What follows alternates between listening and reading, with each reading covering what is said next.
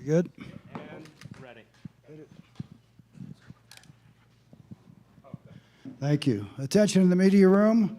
We have a special guest with us this afternoon. 4-time NBA champion, 2-time NBA Most Valuable Player, MVP of the 2022 NBA Finals, 9-time All-NBA selection, a golfer with a 0 handicap, an activist, entrepreneur, humanitarian, a man who definitely walks the walk and talks the talk. Ladies and gentlemen, one of the favorite guys we have here in the tournament, Mr. Stephen Curry. Steph, welcome. Thank you very much. That was we get that on. Did we get that recorded? I need that. It is recorded. That is you an got amazing that. introduction. Thank you. Well, thank you. Hey, we've got a lot of folks that want to ask some questions. I want to get the media folks up here to fire away first, and let's get rocking and rolling. But one question, Steph, a lot of guys have been asking, hey, they're thinking you've had a little bit more time to prepare your golf game this year. Marty Fish on Media Day said, well, Steph's not playing with Justin Timberlake because Justin can't make it, so he might be concentrating a little bit more. So tell us what you think about your chances for the American Century Championship. Yeah, I'm always excited to be here. I love the event so much. It's become kind of a family tradition with now me, my dad, and my brother in the field. I got a teammate, Andre Iguodala, here. So, but your good performances here, usually the following year, you've done really well in the NBA Finals. Is there anything to that? well, yeah, because that means that I don't know if I'm following the pattern right, but last year we won a championship, and I had probably 3 weeks before I came here, which is a quick turnaround. The year prior, I had plenty of time to kind of, knock the cobwebs off and play a little bit more before I came up here. So I like that cycle. Don't win a championship in the league, play well here, then go back and win another championship out there. So on the court, that's hopefully I can manifest that for the next 11 months. That'd be awesome.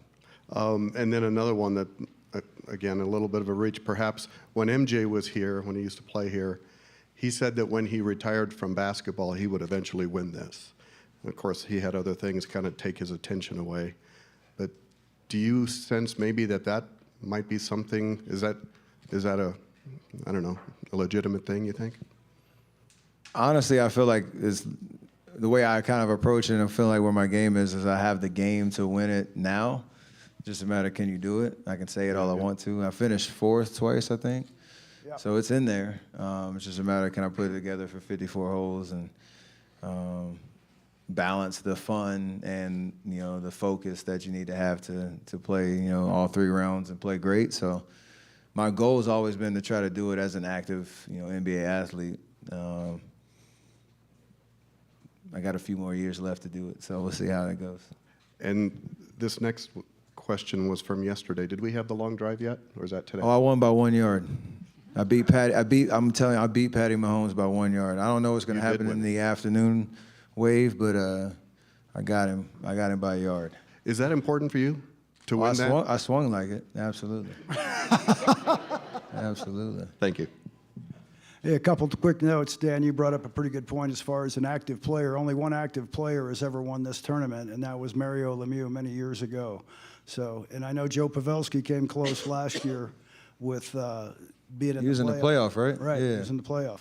One other note real quick before we get to the next questions, and I know we've got some folks that are on the phone as far as a Zoom call. We're going to take questions here first, then we're going to get to the Zoom call, folks, so hang in there with us. All right, Chris, would you like to step up? Steph, Chris Biederman with the Sacramento Bee. Basketball question, a lot of moves have been made in the Western Conference over the last few weeks. Obviously, you guys made a pretty substantial addition too. Just how do you evaluate what the Western Conference looks like going into this season after I think a number of teams had what they would classify as like disappointing regular seasons going into the playoffs? How do you think the competition is going to ramp up this year?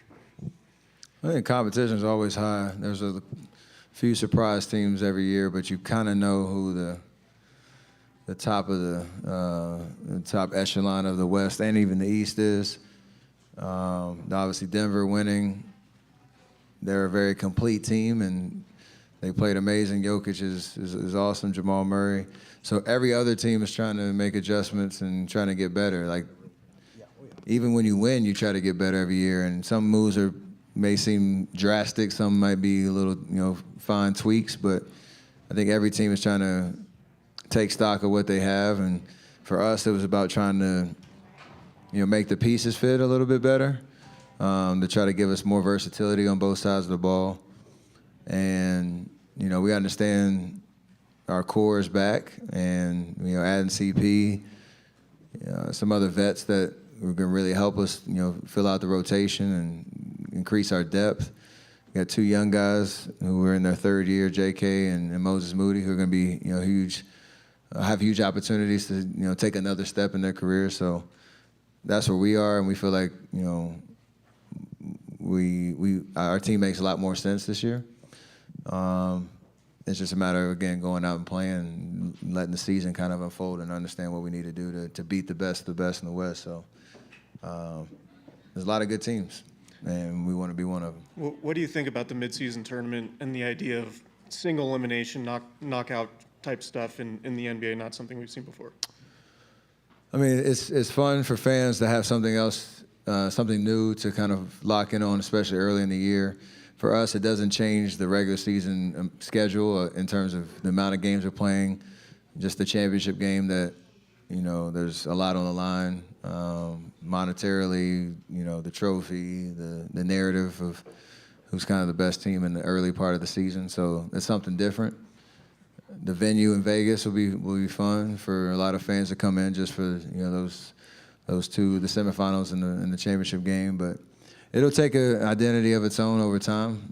It's hard to kind of predict what it's going to feel like or look like from a fan perspective, a player perspective. But I think for us as players, unless you're in the championship game playing for the prize money and the trophy and the pride and all that, it's still 82 games. So it's just under a different narrative. Thanks. Yeah. Tabney with Tabney Dozier Enterprises.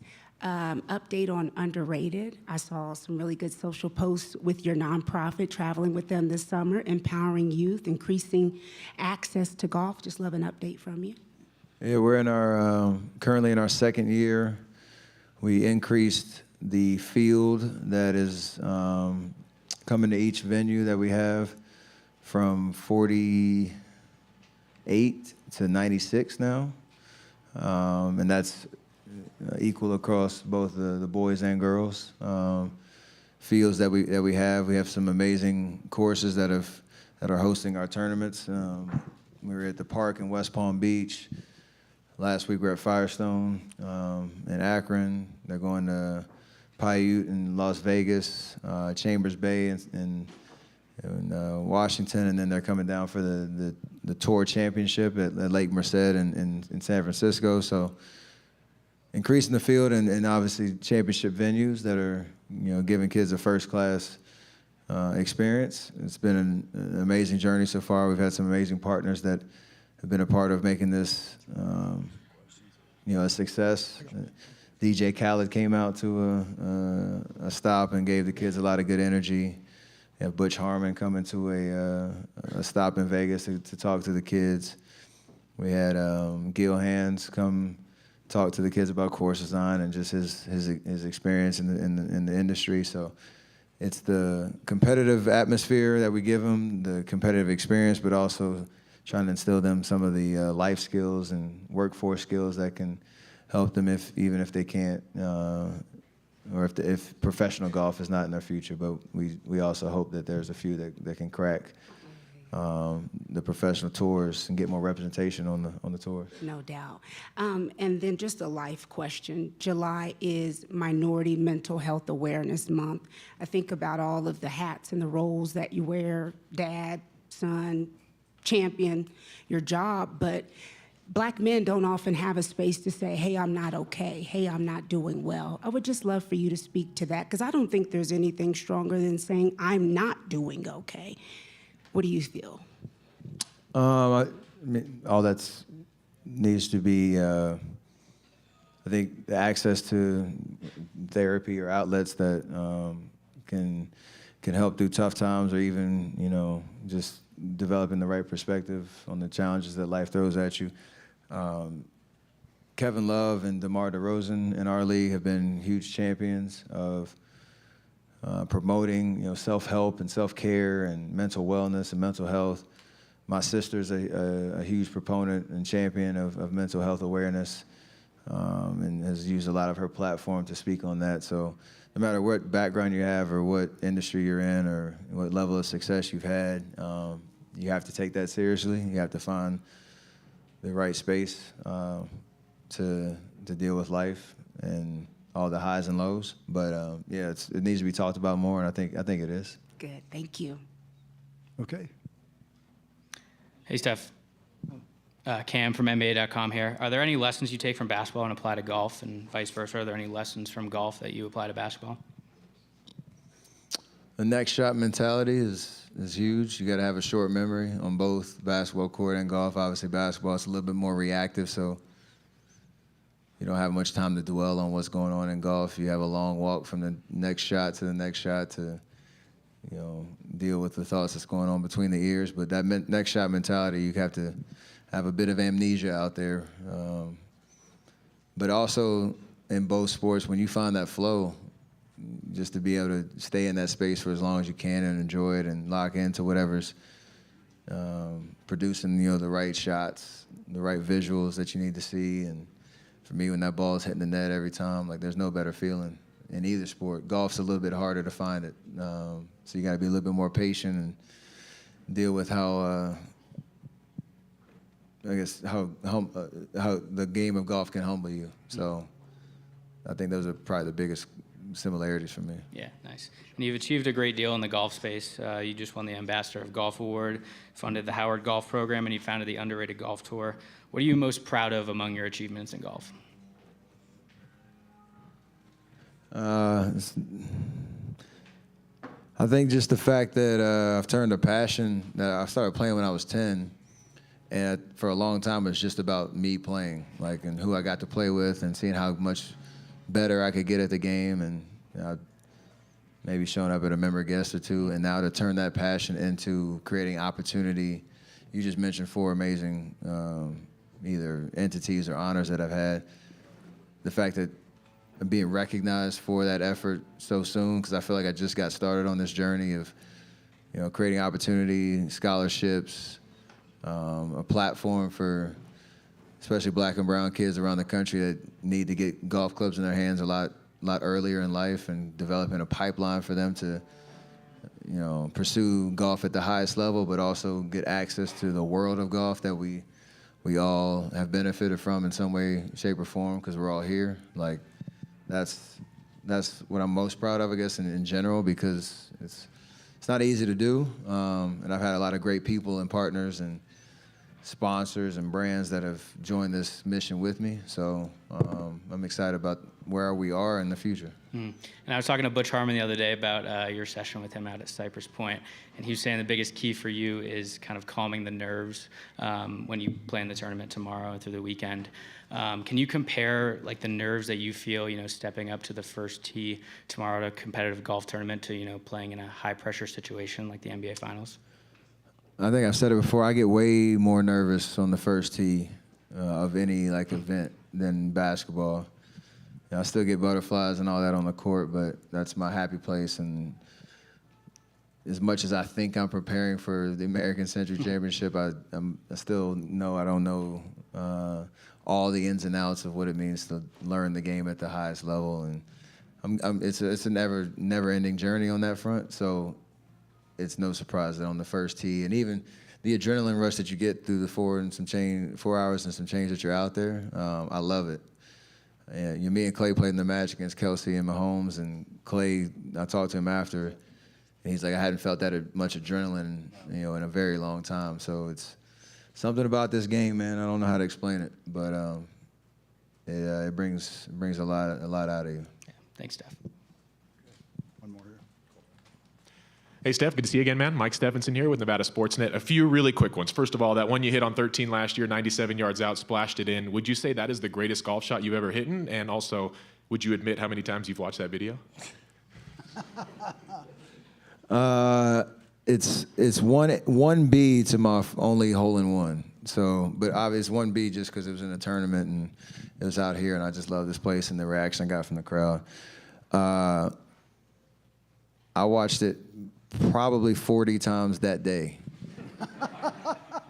and I've probably watched it that many times since. So, yeah, the people all my guys, my dad, brother, everybody who's staying at the condo with us.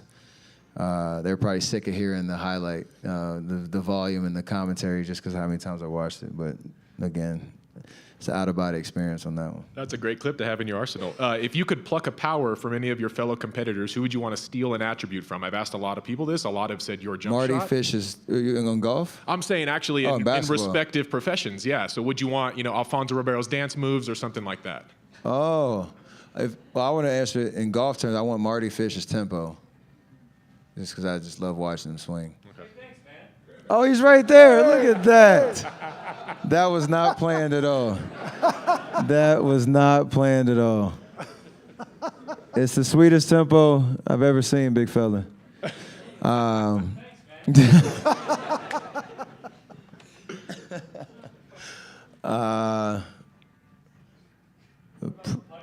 lot of options. Only, Saturday of 2021? 2020, sorry. Yeah, that's 63. Only for 4 hours. Probably, I don't know. We're close in that respect, but I still just love watching him play. Mahomes' just creativity. Just the way he sees the game. I feel like everything's in slow motion. He'd probably say the same about me, but I love watching him play. If I was to be asked that question, I'd say I'll take your bank account, but that's all right. I don't get that option. So. That's fair. Last one. If it's not going to be you, who would you like to see get this thing done come Sunday afternoon?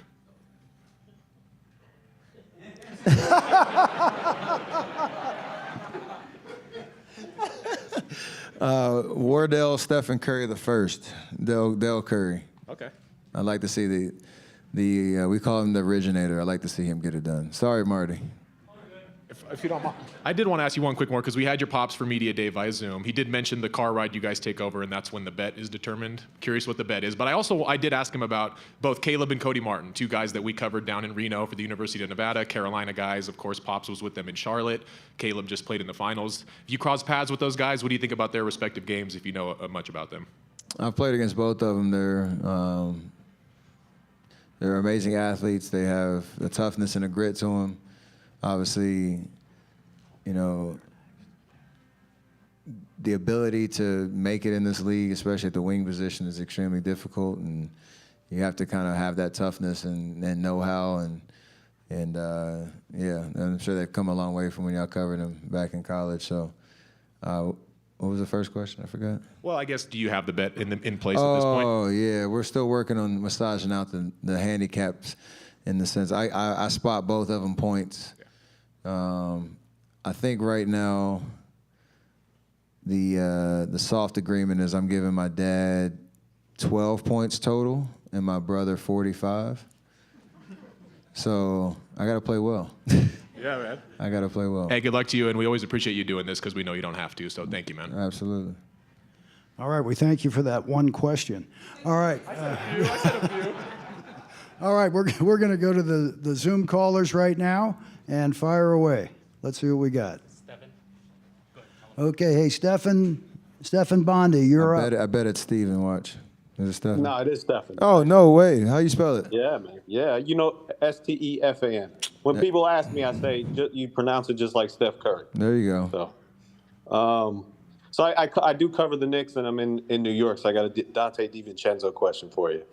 What are some of the things he did for you guys, and just what were your thoughts on him signing with the Knicks? Super happy, super proud of him. We had a good conversation last offseason when he was trying to figure out what he wanted to do. I know he was coming off of injury and trying to find a situation that could help him establish, who he is as an NBA player and how much value he brings to winning teams. And he he proved that above and beyond with us all year. He knows how to play the game. You can tell he won at the highest level in college, and the Knicks got a good one, and I'm happy that he got his fair share of that CBA too. So it was good. All right, thanks, man. Appreciate it. Okay, we have Ian Begley. Ian, let's hear your voice. Hey, Steph, I'm also here in New York, so I have a follow-up on Dante DiVincenzo. I bet you didn't think you had 2 Dante questions coming today, but how did he impact you guys, and what's your impression of him after spending a season with him? He's all about basketball. He's all about winning. He brings great energy to the locker room. I used to call him the vet, even though he's still on the younger side, just because he has that kind of spirit about him. And he plays way beyond his years. He's good on both sides of the ball. He can play make better than most people probably realize. So he fills a lot of holes on a team, and he's not selfish in the respect of. I know he wants to start and be that guy, but he also understands where value can be created on a team, no matter what the role you're asked to do is, and he bought in right away, and he got rewarded for it. Thank you. Okay, do we have Brian Jones? Did you have a question? I guess not. That's it. I think that's about it. Hey, Steph, we did have one more for you though. You're going off at. Steph, what's more pressure, hitting a game-winning 3 or beating your dad in this tournament? More pressure. Beat my dad in this tournament because the game-winning 3, like, just all confidence. You let it go. You live with the results. But I've made 2. It had nothing to do with the outcome of the tournament, but I had 2 clutch putts and 2 clutch holes on 18 to beat my dad in years past, and I've gotten more joy out of those than a couple game winners for sure too. Thanks for calling in. We'll see you next year. John Smoltz, we appreciate that. Thank you very much. All right. Hey, Graham. Graham, I think you're up. Fire away, my man. All right. Awesome. Thanks, Steph. Thanks for taking the time, man. Just kind of following up on that question. What are the text conversations looking like between you and your dad going into this thing, coming out of it, as far as that friendly fire sort of thing coming out of a tournament like this? So last year, we used to have the lake bet, which kind of died off a little bit. But what I did to replace it, I made these heavyweight championship belts for the I forget what I put on there, but it's the Curry golf belt that one of the 3 of us wins gets to take the belt for the year, and the caddy gets one too. So all we get is just pictures of where that belt is in his house for over the past year. He has a nice little spot on his mantle that he put it up. So I get all those pictures just to remind us who's got the belt and who's the reigning champ. And Talking WWE style belt? Oh yeah, big boy, like the Canelo type. Walking in the ring. It's got some good weight to it too. So you might see it on the 18th green on Sunday for one of us to take. We'll have our own. If one of us is not winning the tournament, we'll have our own championship belt presentation. Looking forward to it. Thanks, man. Appreciate it. Okay, Steph, 12-1 odds you are going off at the Caesar Sportsbook. What do you think of when you're out there? I mean, you've been off for a little while, and how are you looking at your chances for this one this week? I'm very confident. Golf is so fickle that way, if that's the word. Just you never know what's going to happen. Just come in with the right attitude and just try to have fun. Try to treat it like a tournament and understand how serious it is, but just try to have fun and play it like you would a normal round. And for me, like, I've gotten better as the days go on. So if I can get off to a good start and give myself a chance to be in it and kind of feel that energy, then I feel like I'll respond really well. Other than that hole out on 13 last year, I had a rough 2 days to start, and I finished strong. So yeah, just get off to a good start tomorrow and just have fun. All right. I think we're done in here. Steph, thank you so much for coming in. We Yes, appreciate your time, and good luck this week. All right.